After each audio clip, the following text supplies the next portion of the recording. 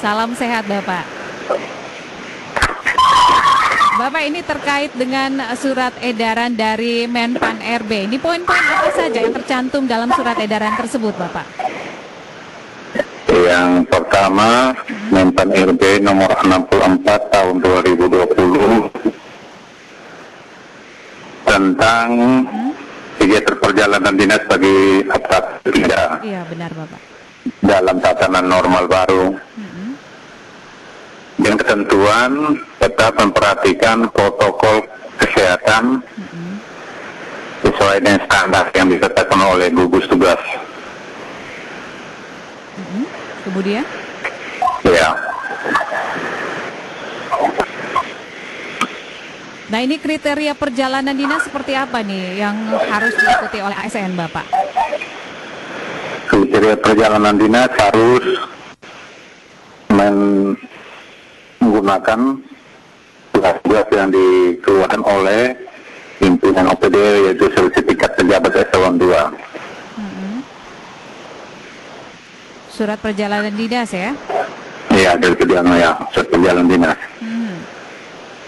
Nah, ini bentuk perjalanan dinas seperti apa nih Bapak yang mengharuskan ASN ini harus keluar dari Kabupaten Ede nih Bapak? Surat perjalanan dinas digunakan apabila mungkin kebutuhan yang harus dilaksanakan, Mbak. Apakah dalam waktu Organisasi itu. apakah dalam waktu dekat ini ada perjalanan dinas yang harus dilakukan oleh ASN, Bapak? Ya, tergantung karena kemarin pendanaan anggaran itu sudah digunakan untuk COVID, jadi mungkin kebanyakan OPD juga sudah tidak ada anggaran lagi untuk perjalanan dinas keluar daerah. Nah, kalau memang seperti ini ada juga surat edaran terkait dengan ASN untuk melakukan perjalanan dinas kembali. Ketika tidak mengindahkan surat edaran ini, maka ASN tersebut akan menerima hukuman disiplin sesuai peraturan pemerintah nomor 53 tahun 2010 tentang disiplin PNS. Bukan begitu, Bapak? Iya, itu yang kemarin kan ada metode yang awal itu nomor 46 itu kan dilarang PNS untuk melakukan perjalanan dinas maupun cuti.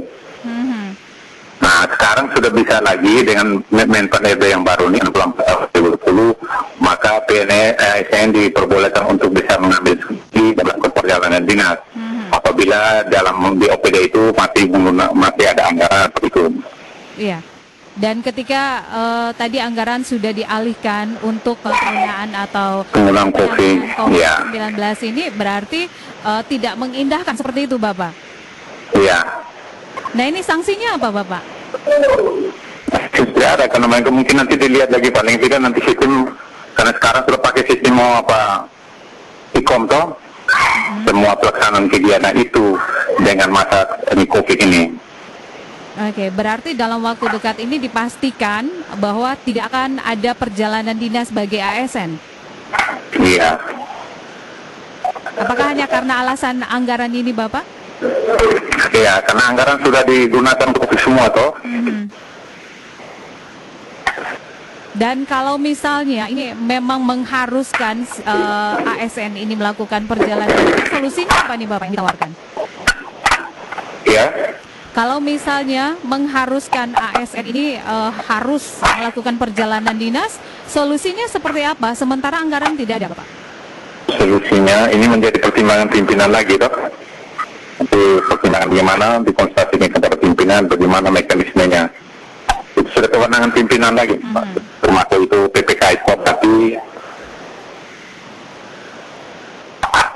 seperti itu. Oke. Nah, kalau Bapak tadi sampaikan bahwa ketika anggaran ini sudah dialihkan ke penggunaan atau penanganan COVID-19 ini dan ketika harus ada kebijakan untuk mengharuskan PNS ini atau ASN ini melakukan perjalanan dinas, apakah akan muncul kekhawatiran, maksudnya akan muncul kekhawatiran munculnya pembawa carrier ya atau klaster baru. Seperti apa tanggapan Anda, Pak? Bagaimana Pak? Ya, kalau seandainya Bapak ya mengharuskan ASN ini untuk melakukan perjalanan dinas, artinya genting ya, mau tidak mau harus melakukan perjalanan dinas. Apakah ini tidak muncul kekhawatiran? Akan muncul kekhawatiran pastinya ya bahwa akan muncul klaster baru di Kabupaten Ende, di mana kita tahu bahwa Kabupaten Ende ini untuk saat ini data dari gugus tugas itu masih nihil ya, positif COVID. Nah ini tanggapan Anda seperti apa Pak? Apabila melakukan perjalanan dinas ya. Ini muncul kekhawatiran Bapak, akan ada klaster baru, timbul klaster baru untuk Kabupaten Ende. Itu yang menjadi wanti-wanti, sehingga kalau memang ada perjalanan tetap taat pada mekanisme protokol kesehatan itu, dengan membekali surat tugas langsung dilaksanakan rapid test atau swab sesuai dengan pelaksanaan itu protokol kesehatan. Oke. Baik, terima kasih Bapak untuk informasinya pagi hari ini. Selamat bertugas. Iya, terima kasih juga.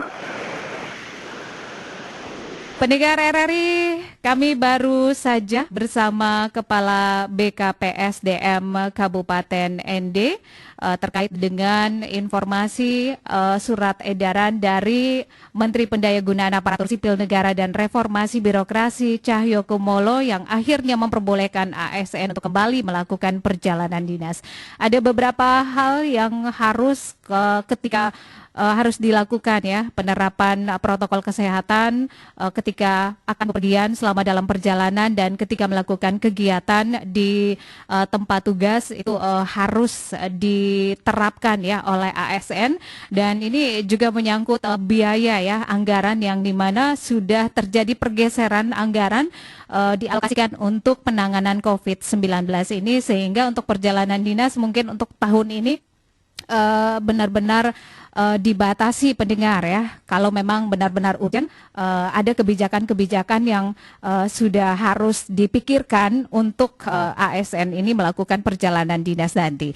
Dan pendengar RRI, kami masih punya 2 topik lagi yang akan kami hadirkan untuk Anda di kesempatan pagi hari ini terkait dengan IPLMen Kupang kritisi bantuan Pemda Ende untuk mahasiswa. Nantinya kami akan menghubungi Wens Jandowowa, Ketua IPLMen Kupang, Ikatan Pelajar Mahasiswa Kabupaten Ende di Kupang. Tetap bersama kami, program 1 Radio Tangga Bencana COVID-19.